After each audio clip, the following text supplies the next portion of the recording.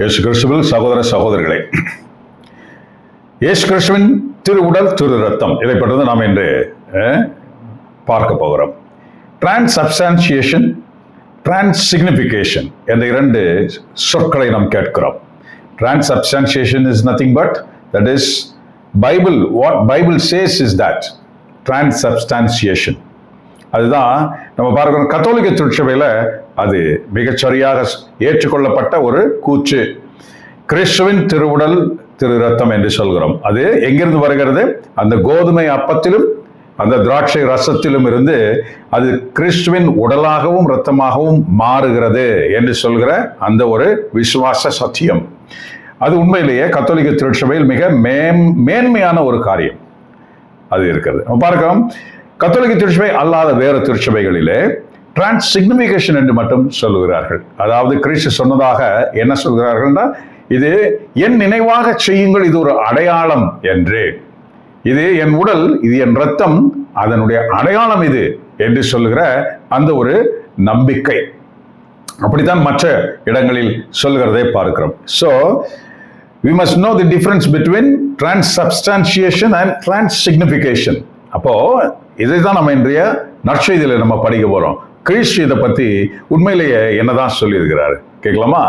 யோவான் 6:51 58, விண்ணகத்திலிருந்து இறங்கி வந்த வாழ்வு தரும் உணவு நானே. முதல்ல சொல்லிட்டாரு, நான் உணவு என்று சொல்லிவிட்டார். இந்த உணவை எவராவது உண்டால் அவர் என்றுமே வாழ்வார். தட் இஸ் இட்டர்னல் லைஃப், நிச்சய வாழ்க்கை கிடைச்சிடும் அவங்களுக்கு. அதாவது சாவு அவர்களை சாவு மேற்கொள்ளாது, எப்பொழுதுமே வாழ்கிறவர். எனது சதையை உணவாக கொடுக்கிறேன். ஸ்ட்ராங்கா தானே இருக்கு, எனது சதையை உணவாக கொடுக்கிறேன், அவ்வளவுதான். ஸோ சிக்னிஃபிகேஷனுக்கு அடையாளம் இல்லை இங்க, இது சப்ஸ்டான்சியேஷன் தான், ரைட்? ஏனென்றால் அந்த கோதுமை அப்பத்தை தான் அவர் ரா உணவில் அவர் அப்போஸ்தலர்களுக்கு கொடுத்து, இது என்னுடைய சதை அப்படின்னு சொல்லி கொடுத்தார். அவர்கள் வாங்கி உண்டார்கள் என்று பார்க்கிறோம். யார் வாயிலையும் அப்படியே ரத்தம் வடியல அந்த சதையை சாப்பிடும் பொழுது, ரைட்? கடவுள் அப்படிப்பட்ட ஒரு காட்டுமிராண்டித்தன அந்த ஒரு உபயோகத்தை இங்கே அவர் புகுத்தவில்லை, அது அல்ல, ரைட்? நமக்குள்ளே விசுவாசத்தின் அடிப்படையில் அதை உணரக்கூடிய ஞானம் நமக்கு இருந்தா தான் இதை நம்ம சரியாக புரிஞ்சுக்க முடியும். அந்த ஞானம் எங்கிருந்து வரும்? பரிசுத்த ஆவியால் நமக்கு கொடுக்கப்படுகிற ஒரு உறுதிப்பாடு. ஆகவே இது விசுவாச சத்தியத்தில் ஒரு காரியமாக இருக்கிறது, ரைட்?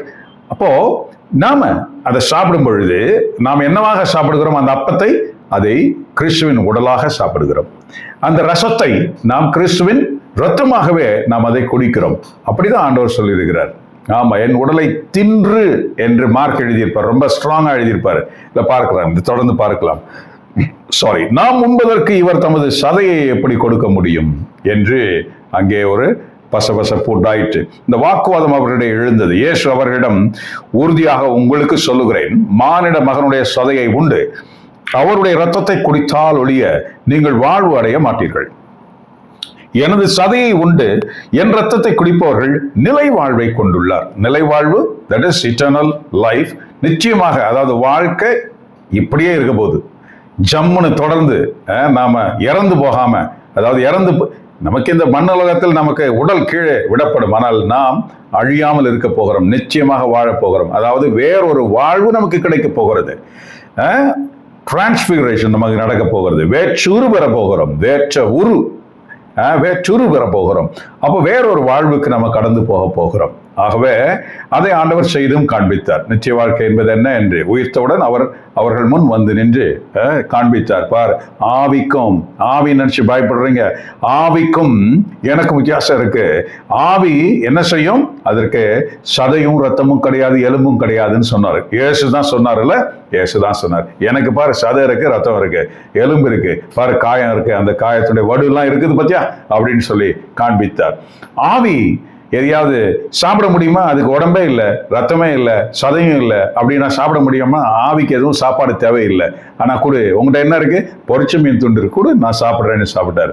அந்த நேரம் மட்டும் தான் சாப்பிட்டாரா? இல்லை. அதுக்கப்புறம் 40 நாள் அளவாக அப்போஸ்தலர் பணியில் நம்ம படிக்கிறோம், அவர் எங்களோடு உண்டு குடித்தார், அவர் எங்களோடு இருந்து உணவு உண்டார் என்று அப்போஸ்தலர் சொல்றதை நம்ம கேட்கிறோம்.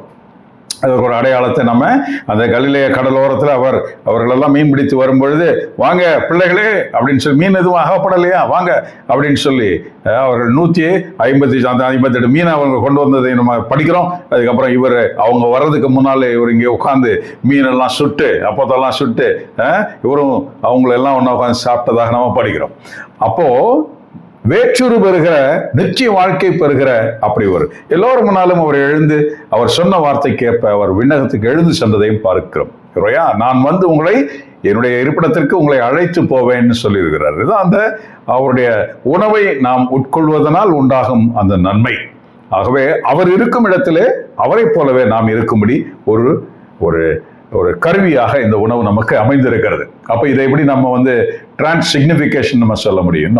It is transubstantiation. இது இந்த அப்பமும் இந்த ரசமும் கிறிஸ்துவின் உடலாகவும் இரத்தமாகவும் நமக்கு மாறுகிறது. ரைட்? இதனுடைய அடையாளங்களை சில இடங்களில் நாம் காண்கிறோம். இந்த உலகத்திலே அது இட் இஸ் எக்ஸிபிட்டட். ரைட்? இப்போ வைக்கப்பட்டிருக்கிறது நமக்கு தெரியும். சில இடங்களிலே அந்த சதை, அந்த கிறிஸ்துவின் உடல் சதையாக மாறி அப்படி ஒரு அற்புதத்தை எல்லாம் நம்ம கேட்கிறோம். அதெல்லாம் உண்மைதானே இருக்கிறது. அப்போ அதிலே கிறிஸ்து இருக்கிறார் என்பதை எண்மிக்கும்படியான ஒரு காரியம் அங்கே நடந்திருக்கிறது நம்ம பார்க்கிறோம். ரைட்? ஆண்டவர் சொல்றாரு, இங்க என்ன செய்யறாரு? எனது சதை உண்மையான உணவு, எனது ரத்தம் உண்மையான பானம். எனது சதையை உண்டு எனது ரத்தத்தை குடிப்போர் என்னோடு இணைந்திருப்பர், நானும் அவர்களோடு இணைந்திருப்பேன். வாழும் தந்தை என்னை அனுப்பினார், நானும் அவரால் வாழ்கிறேன். அதுபோல் என்னை உண்போரும் என்னால் வாழ்வர். விண்ணகத்திலிருந்து இறங்கி வந்த உணவு இதுவே. இது நம் முன்னோர்கள் உண்ட உணவு போன்றது அல்ல. அதை உண்டவர்கள் இறந்து போனார்கள்.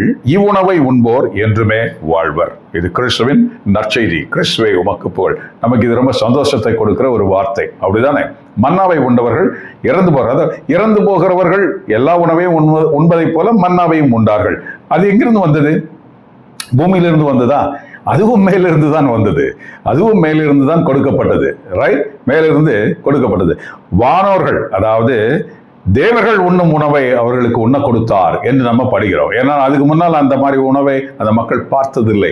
ஆகவே அதற்கு மன்னா என்று, மன்னா என்றால் என்னது இது அப்படின்னு, என்னது இது, வாட் இஸ் திஸ், அதுதான் அது பேர் தான் அதான் மன்னா என்று சொல்றது. மன்னா என்ற அந்த உணவின் பெயர் அல்ல, அவர்கள் உபயோகிச்ச அந்த வார்த்தை என்னது இது அப்படின்ட்டு. இது ஒன்றும் இல்லை, மேல இருந்து தேவர்கள் உண்ணும் உணவு நமக்கு கொடுத்துருக்கிறார் கடவுள் அப்படின்னு சொல்லி அதை அவங்க சாப்பிட்டாங்க. மன்னா அது வந்து இறப்பு. அவர்கள் இறந்து தான் போனார்கள், நமக்கு தெரியும் தானே. அங்கே சரி, அது இப்ப வேண்டாம். இப்படி இந்த உணவை நாம் உண்கிறோம் என்றால், சரி, இந்த உணவை நாம் எப்படி உண்கிறோம்? அது மிக முக்கியமானது. ஓஹோ, கேட்கறதுக்கு நல்லா இருக்கு. ஆமா, இது உண்மையிலேயே டிரான்ஸ்சப்ஸ்டான்சியேஷன் தான். ஆமா, இது இப்படிதான் மாறுது. ஆனால் எத்தகைய உணர்வோடு, எத்தகைய அறிவோடு, எத்தகைய விசுவாசத்தோடு நாம் இதை உண்கிறோம்? இது மிகவும் முக்கியமானது. அதை நம்ம இன்னைக்கு பார்க்கலாம். பாருங்க, முதல் வாசகம் சொல்லுது, உபாகமம் 8:2-3, 14-16 படிக்கலாமா? உங்கள் கடவுளாகிய ஆண்டவர் பாலை நிலத்திலே உங்களை கூட்டிச் சென்ற எல்லா வழிகளையும் நினைவில் கொள்ளுங்கள். அதன் மூலமே அவர் உங்களை எளியவராக்கினார். முக்கியமான வேர்டு, அதன் மூலமே அவர் உங்களை எளியவராக்கினார். ஏன்னா அவர்கள் வணங்கா கழுத்துள்ள மக்கள், திமிர் பிடிச்சவங்க, ரொம்ப திமிர் பிடிச்சவங்க. நம்ம படிக்கிறோம் தானே, ஷீராக்ல நம்ம படிக்கிறோம், கடவுளுக்கு பிடிக்காத 3 காரியம் என்று சொல்லப்பட்டிருக்குது. அவருக்கு பிடிக்காது, அறவே பிடிக்காத 3 காரியம் என்ன தெரியுமா? ஏழையா இருக்கிறாங்கல்ல, அந்த எளியோரின் அகங்காரம், அது கடவுளுக்கு பிடிக்கிறது இல்லைன்னு சொல்றார். ரைட்? ஏழையரின், வறியோர், காசு இல்லாம அப்படி சாப்பாட்டுக்கு வழி இல்லாம, ஆனாலும் திமிர் ஜாஸ்தியா இருக்கும். நிறைய பேருக்கு நம்ம அதை பார்த்துருக்கோம் தானே. பெருசா ஜாதியெல்லாம் பார்ப்பாங்க. வேற உனக்கே சோத்துக்கு வழி இல்லாமல் இருக்கிற, ஆனா நீ அவன் என்னோட கம்மியான ஜாதி, இவனோட ஒட்ட மாட்டேன், அப்படி பயங்கரமா அப்படியே எகிரி பேசுவாங்க. அதெல்லாம் நம்ம பார்த்துருக்கிறோம். அது ஆண்டவர் பிடிக்காதுன்னு சொல்றாரு. 2வது ஒரு காரியம் சொல்றாரு, பொய் சொல்லுகிற செல்வந்தன் பிடிக்காதுன்ட்டார் ஆண்டவர். பொய், பணம் நிறைய இருக்கு, ஆனாலும் பொய் பேச வேண்டிய அவசியம் வருது, ஆண்டவருக்கு பிடிக்காதுன்னு சொல்லிட்டார். இன்னொன்னு சொல்றாரு, பேரமையான முதியவர் பிடிக்காதுன்னு சொல்றாரு. அதாவது வயசு நல்லா ஆயிடுச்சு, ஆனா கொஞ்சம் கூட ஞானமே இல்லை, கொஞ்சம் கூட ஒரு அறிவு திரட்சியோடு, இவ்வளவு அனுபவம், வயசு என்பது ஒரு பெரிய அனுபவம் இந்த உலகத்திலே, ஆனால் ஒரு பேரை போல பேசுகிற சில பெரியவர்கள் இருக்கிறது நம்ம பார்த்துருக்கோம் நிறைய பேர். ஆண்டவர் சொல்றாரு கூடவே கூடாது, எனக்கு பிடிக்காதுன்னு சொல்றாரு. ரைட், ஆண்டவருக்கு பிடிக்காது. அப்படி நம்ம பார்க்கிறோம். இங்க என்ன சொல்றாரு பாருங்க, நீங்கள் நினைவில் கொள்ள வேண்டும். ஆண்டவர் பாலை நிலத்திலே உங்களை கூட்டிச் சென்ற எல்லா வழிகளையும் நினைவில் கொள்ளுங்கள், அதன் மூலமே அவர் உங்களை எளியவராக்கினார். அப்போ அவர்கள் வணங்கா கழுத்துள்ள மக்கள், கர்வமாக இருந்தார்கள். அதுதான் ஆண்டவர் பிடிக்காத முதல் காரியம், அப்படிதானே?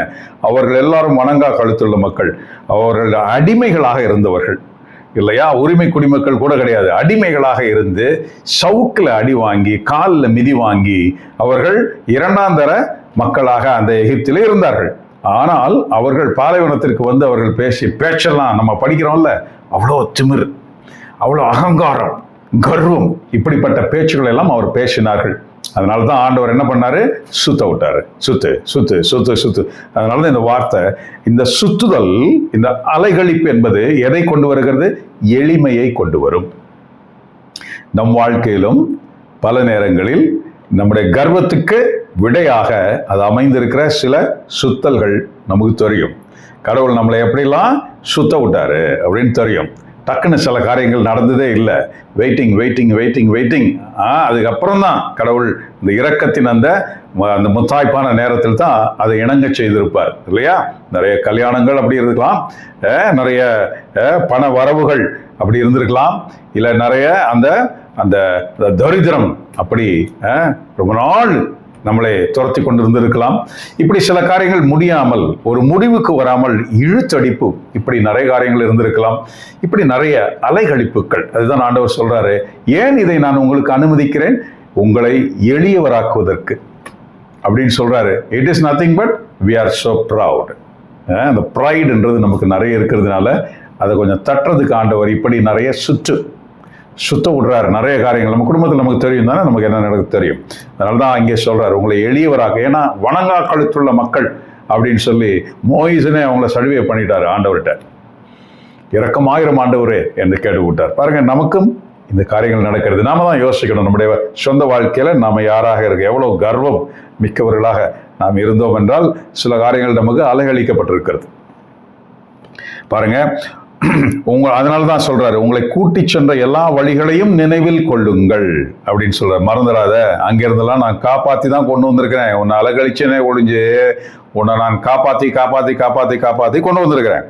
அதன் மூலமே அவர் உங்களை எளியவராக்கினார். அவர்தம் கட்டளைகளை நீங்கள் கடைபிடிப்பீர்களோ மாட்டீர்களோ என உங்கள் உள்ள சிந்தையை அறிந்து கொள்ளவும் சோதித்தார்.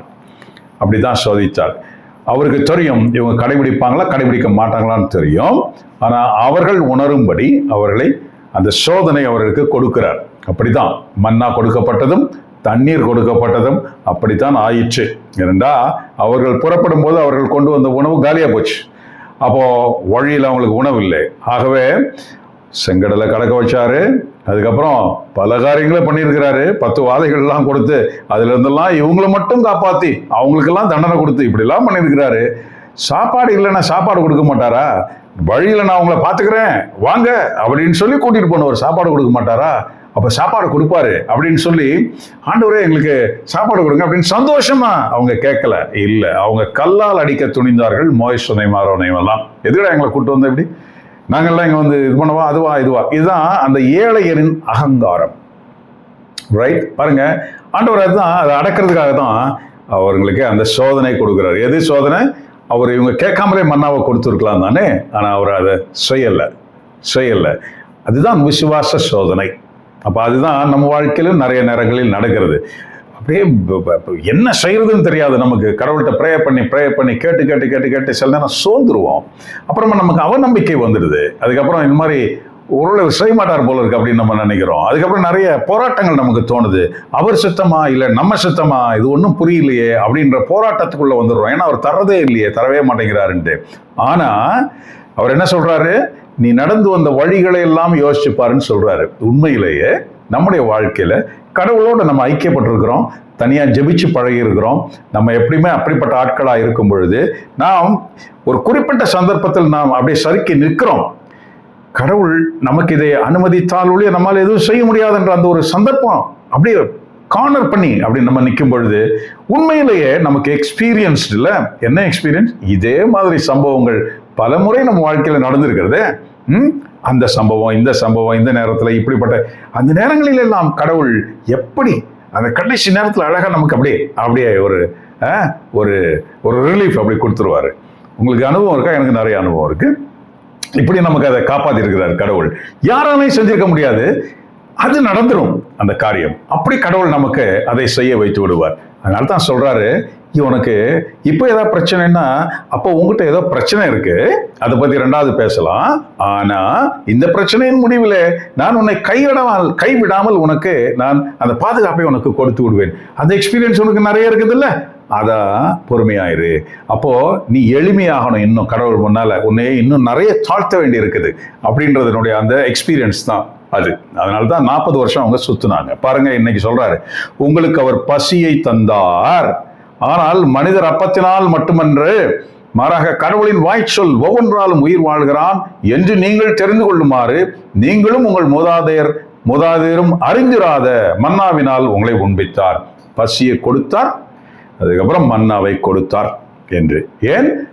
பசியை உணரும் பொழுது, தன்னை இழந்து போகும் பொழுது கடவுளுடைய அந்த அந்த பராமரிப்பு, அந்த ப்ராவிடன்ஸை நம்ம பார்க்கும் பொழுது துள்ளி குதித்து நம்ம கொண்டாட முடியும்.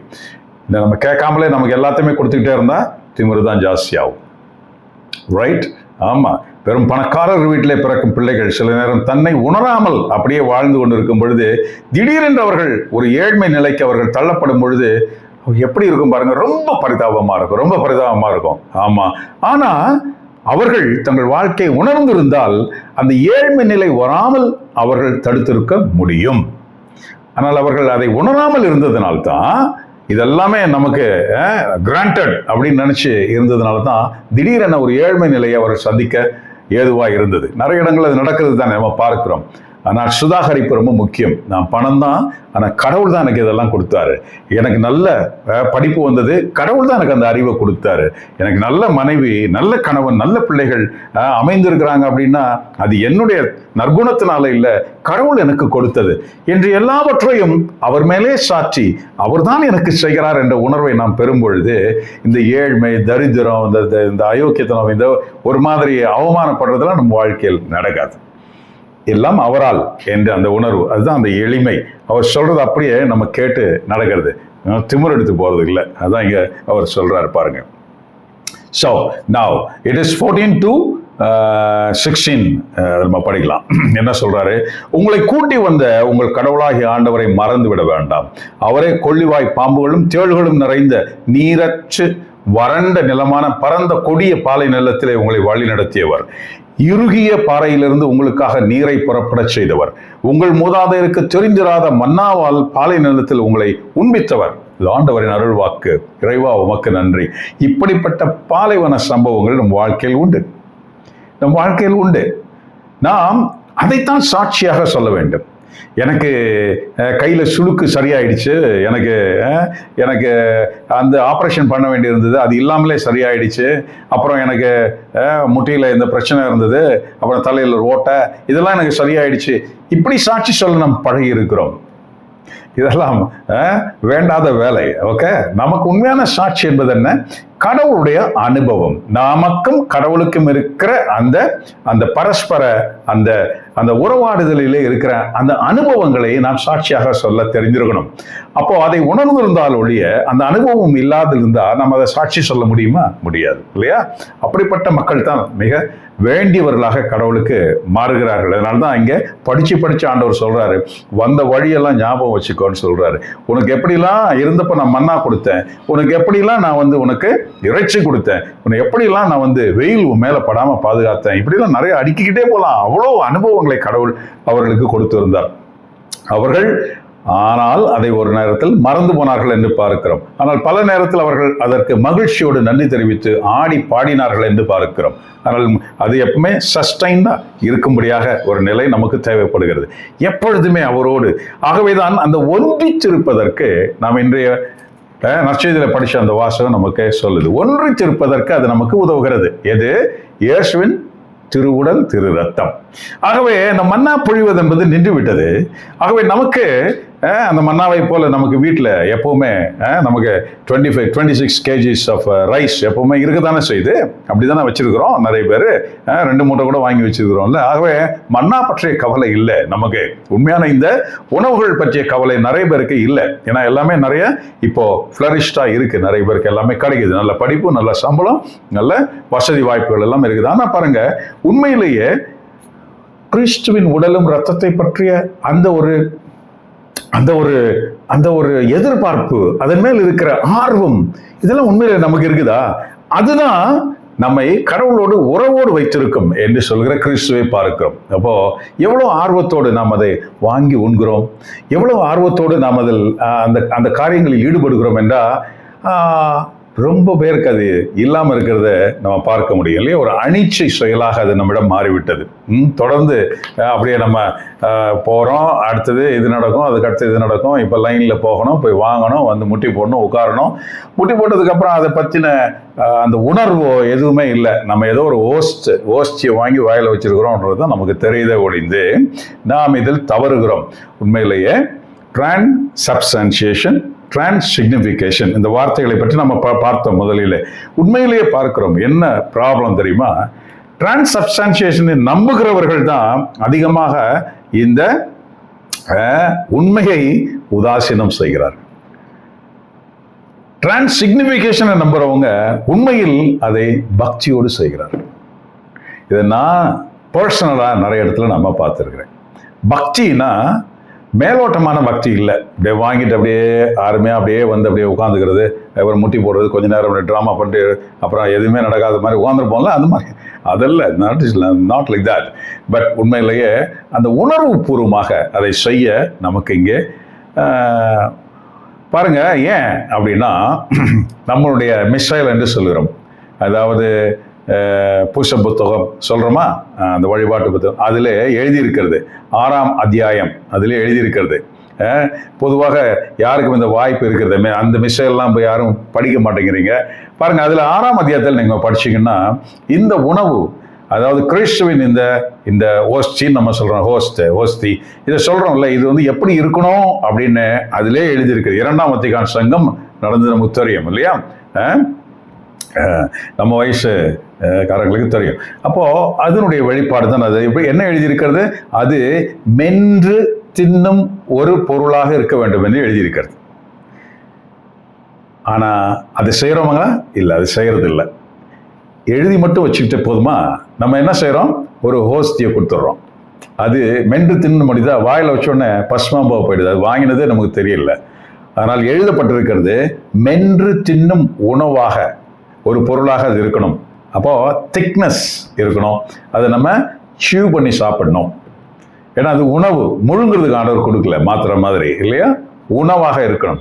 இதை நம்ம கத்தோலிக்க திருச்சபை செய்தான்னா இல்லை, செய்வதில்லை, இன்னும் செய்யவில்லை. பாருங்க, 60 வருஷம் ஆயிடுச்சு. செகண்ட் வேட்டிகன் கவுன்சில் வந்து 60 வருஷம் ஆயிடுச்சு.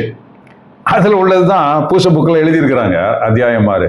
இன்னும் அதை நடைமுறைக்கு கொண்டு வரவில்லை. எப்பதான்ப்பா இதெல்லாம் செய்ய போறோம்? பாருங்க, கிறிஸ்துவின் உடல் என்பது என்ன? கிறிஸ்துவின் ரத்தம் என்பது என்ன? ஆண்டவர் சொல்லார், கிறிஸ்துவின் ரத்தம் என்பது அவர் உடல். என்ன சொன்னார்? என் நினைவாக செய்யுங்கள்னு சொல்லி இதை சாப்பிடுங்க, என் தாசைன்னு சொன்னார். ஆனால் இரத்தத்தை அவர் கொடுக்கும் பொழுது, அந்த கிண்ணத்தை கொடுக்கும் பொழுது அவர் சொன்ன வார்த்தை என்ன? இது புதிய உடன்படிக்கையின் அடையாளம் என்று சொன்னார். உடலை சொல்லல, இரத்தத்தை சொன்னார். இது புதிய உடன்படிக்கையின் அடையாளம் என்று சொன்னார். இந்த உடன்படிக்கை பற்றி நமக்கு தெரியும் தானே? அந்த காலத்தில் நம்ம பார்க்குறோம், அந்த பழைய உடன்படிக்கையின் மக்கள், அதை பற்றி தான் நம்ம இந்த முதல் வாசகத்தில் பார்த்தோம். கடவுள் அவர்களோடு உடன்படிக்கை செய்து கொண்டார். நான் தான் உங்கள் கடவுள், நீங்கள் என் மக்கள், நீங்கள் என்னை சேவிப்பீர்கள் என்றால் நான் உங்களுக்கு நன்மை செய்வேன்.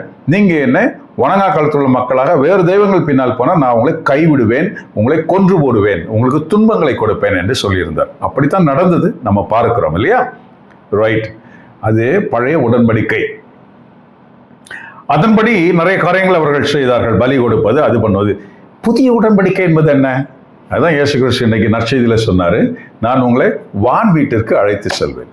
பழைய உடன்படிக்கையின் அந்த விளைவான அந்த மன்னா இந்த உலகத்திலே அவர்களை வாழ வைத்தது. புதிய உடன்படிக்கையின் அடையாளமான என் ரத்தம் என்ன செய்யும்? அது வான் வீட்டிற்கு உங்களை அழைத்து செல்லும். அந்த இரத்தம் என்பது உயிர்ப்பின் அடையாளமாக இருக்கிறது. உயிர்ப்பின் அடையாளம். ஆகவே இந்த உலகத்தை நாம் வெல்வதற்கு, இந்த உலகத்தில் நாம் பல சோதனைகளை மேற்கொள்ள, அது மற்ற மக்களைப் போல இல்லாமல் நாம் மிக சாதுரியமாக அதை கடவுளுடைய அருளால் மேற்கொள்வதற்கு கிறிஸ்துவின் உடல் நமக்கு உதவுகிறது, சதை உதவுகிறது. ஆனா பாருங்க, இரத்தம் எதற்கு உதவுகிறது? நாம் இந்த உலகத்தை வெல்வதற்கு அது உதவுகிறது. எது? நிச்சய வாழ்க்கையை கொண்டு வருகிறது இரத்தம். இரண்டாவது சொல்றாரு, இது புதிய உடன்படிக்கையின் அடையாளம். புதிய உடன்படிக்கை என்பது என்ன? நமக்கு தெரியும் தானே, கிறிஸ்துவே பலி பொருளாக மாறிவிட்டார். பழைய உடன்படிக்கையில பலி இருந்தது, நிறைய காரியம் இருந்தது. இந்த பாவம் செஞ்சா இந்த மாடை வெட்டு, இந்த பாவம் செஞ்சா ஒரு ஆடை கொண்டு வந்து பலி கொடு, புறாவை பலி கொடு, சிட்டுக்குருவியை கொண்டு வா, இப்படி நிறைய ஆண்டவர் நிறைய அவங்களுக்கு சொல்லியிருந்தார். அந்த தீட்டு நான் என்ன நிறைய சொல்லியிருந்தார். புதிய உடன்படிக்கையில எல்லாமே மாறி போச்சு. எல்லாம் மாறி போய் நீ எதுவும் செய்ய வேணாம், உனக்காக நானே பண்ணிடுறேன் அப்படின்றதான் இயேசு கிறிஸ்து செய்கிறார். ரைட்? நீ கஷ்டப்படாத, உன் கஷ்டத்தெல்லாம் நான் சுமந்துக்கிறேன். உன் பாவத்துக்கு நீ தண்டனை பெற வேணாம், அந்த பாவத்தின் தண்டனையை நான் பெற்றுக்கொள்கிறேன் என்று சொல்கிற கிறிஸ்துவை நம்ம பார்க்கிறோம். புதிய உடன்படிக்கையின் அடையாளமாகத்தான் நம்ம என்ன பார்க்கிறோம்? கடவுளை நேரடியாக அப்பா என்று கூப்பிடக்கூடிய அந்த ஒரு தன்மையை நம்ம பார்க்கிறோம். பழைய உடன்படிக்கையில் அது கிடையாது. பழைய உடன்படிக்கையில் நம்ம என்ன பார்க்கிறோம்? அந்த கோவிலிலே ஒரு திரைச்சீலை தொங்கிக் கொண்டிருந்தது. அந்த குருவானவர் உள்ளே போவார், இவர்களெல்லாம் வெளியே நின்று கொண்டிருப்பார்கள். இப்படிப்பட்ட காரியங்கள் எல்லாம் நடந்ததை பார்க்கிறோம். ஆகவே கடவுளை நேரடியாக அவர்கள் காண முடியாது, நேரடியாக ஜெபிக்க முடியாது. குருவானவர் வழியாக அவர்கள் கடவுளிடம் பேச வேண்டும். இப்படிதான் நிலைமையில் இருந்தது. புதிய உடன்படிக்கை அப்படி இல்லை. கிறிஸ்துவே இணைப்பாளராகி கடவுளை நம்மையும் ஒன்றாக இணைக்கிறவராக இருக்கிறார். அப்ப அந்த இணைப்பு எப்படி இருக்குது? இதோ என்ன சாப்பிடு, இதோ என் ரத்தத்தை குடி அப்படின்னா நீ நேர கடவுளை அப்பான்னு கூப்பிட்டுலாம். தான் புதிய உடன்படிக்கை இல்லையா? கடவுளே என்று கூப்பிட்டது தான் பழைய உடன்படிக்கை. அப்பா என்று கூப்பிடுவது புதிய உடன்படிக்கை. இதுதான் கிறிஸ்து. அப்ப கிறிஸ்துவின் உடலும் ரத்தமும் நமக்கு அதுக்கு தான் உதவி செய்யுது. ஆனா பாருங்க, நம்ம கத்தோலிக்க திருச்சபையில இந்த ரத்தத்தை கொடுக்கறதே இல்லை. That's a blunder and it's a curse. இது ஒரு சாபமாக நான் பார்க்கிறேன். கத்தோலிக்க திருச்சபையில நம்ம இந்த மாதிரி பண்றது, அதாவது உடலையும் மென்று தின்கிற பொருளாக செய்யவில்லை, ரத்தத்தையும் கொடுப்பதே இல்லை. ஒரு ஒரு யாரோ சொன்னாங்க, ஒரு பெரிய லேடி ஒருத்தவங்க இருக்கிறாங்க, ஒரு நடிகை, அவங்க கன்வெர்ட் ஆனாங்க, கத்தோலிக்கத்துக்கு வந்தாங்க. அவங்க வந்து சொன்னாங்க, ஒரு இல்லையா அது வெறும் சதையில் எப்பவுமே ரத்தம் இருக்கும்ல அப்படின்னு சொல்றாங்க. இந்த மாதிரி சப்பக்கட்டு முட்டு கொடுக்குற இந்த மாதிரி ஒரு பிதற்றல்களை நம்ம என்னென்று சொல்வது? அப்படியா? எல்லா சதையிலும் ரத்தம் இருக்கும் தான், ஆனா இயேசு கிறிஸ்துவின் சதையில ரத்தம் இருக்காது. ஏன்னா அவர் சிலுவையிலே கடைசி சொட்டு ரத்தம் வரைக்கும் கீழே சிந்திட்டார் அவர் உடம்புல இருந்து. ரைட்? அக்செப்டபிள்? கடைசி சொட்டு, மேற்கொண்டு ரத்தமே இல்லை என்பதனுடைய அடையாளத்தை தான் விழாவை குத்திருப்பட்ட கடைசி சொட்டு ரத்தமும், அதுக்கு மேல ரத்தமே இல்லைன்றதுனால தான் தண்ணீர் வந்தது. ஆக இயேசு கிறிஸ்துவின் உடலில், அவர் தருகிற அந்த உடலில் ரத்தம் இல்லை. ஆகவே ரத்தம் என்பது என்ன? அவர் சிந்திய பாவங்கள் போக்கும்படி அவர் சிந்திய அந்த ரத்தம், அதுதான் நம் பாவங்களை போக்குகிறது. உடல் இந்த உலகத்தில் வாழ வைக்கிறது, ரைட்? ஆனால் ரத்தம் நம்முடைய பாவங்களை கழுகுகிறது. ஆனா அதை நம்ம கத்தோலிக்க திருச்சபையில் தர்றதே கிடையாது. ஏதோ ஒரு நேரம், சில நேரம் முக்கி கொடுப்பாங்க. முக்கியெல்லாம் கொடுக்கக்கூடாது. அவர் கிண்ணத்தை தான் கொடுத்தார். இயேசு கிறிஸ்து கிண்ணத்தை கொடுத்தார். அந்த கிண்ணத்திலிருந்து பருக வேண்டும் என்று சொல்லி கொடுத்தார். ஆகவே இந்த டிரான்ஸ்சிக்னிஃபிகேஷன் என்று சொல்கிற பிற சபைகளிலே என்ன செய்கிறார்கள்? கிண்ணம், அந்த கிண்ணத்தை எடுத்து குடிக்கிறார்கள். மிக மேம்பாடான ஒரு காரியம் என்ன? ஒரே கிண்ணத்தில் பருகுவது. இத பெரும்பாலானவர்கள் செய்வதில்லை, சில பேர் செய்கிறார்கள். அந்த சில பேர் யார் என்று பல பேருக்கு தெரிவதில்லை, எனக்கு தெரியும். ஆனா அதுதான் மிக முறையான ஒரு தன்மை, ஒரு கிண்ணத்தில் பருகுவது. அப்படின்னா இவ்வளோ பெரிய கூட்டத்துக்கு எப்படி அதை செய்ய முடியும்? செய்ய முடியாது. அதனாலதான் சிறு சபைகள் வேண்டும் என்று நம்ம சொல்றோம். வேதாகம் அதைத்தான் சொல்லுகிறது, சிறு சபைகள் வேண்டும். திருச்சபை என்பது பெரிய மாப், இப்படி பெரிய கூட்டம், இப்படி பெரிய ஆலயத்துல ஒன்னா கூடி அங்க இந்த மாதிரி திருவிருந்து கொண்டாடுவது என்பது தவறு, அது இல்லாத காரியம். அது செய்யக்கூடாது, செய்ய முடியாது. அக்கேஷனலா ஏதோ ஒரு நேரத்துல அதெல்லாம் ஓகே. பாருங்க, ஆதி கிறிஸ்தவர்கள் எங்கே அவர்கள் நற்கருணை இந்த இந்த திருவுடலும் திரு ரத்தத்தையும் அவர்கள் கொண்டாடினார்கள்? இந்த யூக்ரிஸ்டிக் செலிப்ரேஷன் என்று சொல்கிறோம், எங்கே அவர்கள் வீடுகளில் கொண்டாடினார்கள். படிக்கிறோம் தானே அப்போஸ்தலர் பணியில்? அவர்கள் வீடுகளில் அப்பம் பிட்டார்கள் என்ற வார்த்தை படிக்கிறோம். ஆலயத்தில் கூடி ஜெபித்தார்கள், வழிபாடுகள் செய்தார்கள், வீடுகளில் அப்பம் பிட்டார்கள். அதான் பாஸ்கால கடவுள் அவங்களுக்கு சொல்லிக் கொடுத்தார். பாஸ்கா திருவிழா, பாஸ்கா தானே, அந்த பாஸ்கா நாள்ல தானே இயேசு கிறிஸ்துவும் இனிமே ஆடு இல்லை நானே அப்படின்னு சொல்லி தன்னுடைய உடலை கொடுத்தார். ஆடை வெட்ட வேண்டியது இல்லை, நான் என்று தன்னை உடலை கொடுத்தார். அப்படித்தானே பாஸ்கா பலி என்று சொல்கிறோம். ஆகவே அங்கே கடவுள் எப்படி கற்றுக் கொடுத்தார்? குடும்பமாக அதை கொண்டாட கற்றுக் கொடுத்தார். எல்லாம் ஒன்னா கூடி வாங்க பாஸ்கா பலி இல்லை, அவங்க ஃபேமிலியில அதை செய்யணும்னு சொல்லி அடுத்து அவங்க ஃபேமிலியில அந்த ஆடை சாப்பிடுவதற்கு ஆட்கள் போதுமானதாக இல்லை என்றால் வெளியிலிருந்து ஆட்களை அழைத்து கொள்ளலாம். இன்னொரு ஃபேமிலியில நிறைய பேர் இருப்பாங்க இல்லையா? அப்ப அங்கிருந்து நீங்க ஒரு 3 பேர் எங்க வீட்டுக்கு வாங்க, எங்க வீட்டுல கொஞ்சமா இருக்கிறோமே வாங்க எங்களோட உட்கார்ந்து சாப்பிடும். இப்படித்தான் சபைகள், அப்படித்தான் அவர் முதலிலே கற்றுக் கொடுத்தார் பாஸ்கா விழாவை கொண்டாடுவதற்கு. அதைத்தான் கிறிஸ்துவும் பெரிய பெரிய கூட்டங்களில் அதில் செய்யாமல் 12 மட்டும் அந்த ராபோஜனத்தை அவர் செய்து கொடுத்ததை பார்க்கிறோம். ஆகவே இங்கே என்ன சொல்ல வருகிறார் கிறிஸ்து? சிறு சிறு சபைகள், திருச்சபைகள், இப்படித்தான் நற்கருணையை நாம் கொண்டாட முடியும், இது திருவிருந்தை நாம் கொண்டாட முடியும். First it should be in the family. குடும்பத்தில் தான் நற்கருணை கொண்டாடுவது. ஆகவே நற்கருணை கொண்டாடுவது இந்த காலத்தில் நம்ம தேவாலயங்களிலே போய் செய்து கொண்டிருக்கிறோம். வேதாகமம் அப்படி சொல்லலைங்க, குடும்பங்களில் தான் அதை செய்யணும்.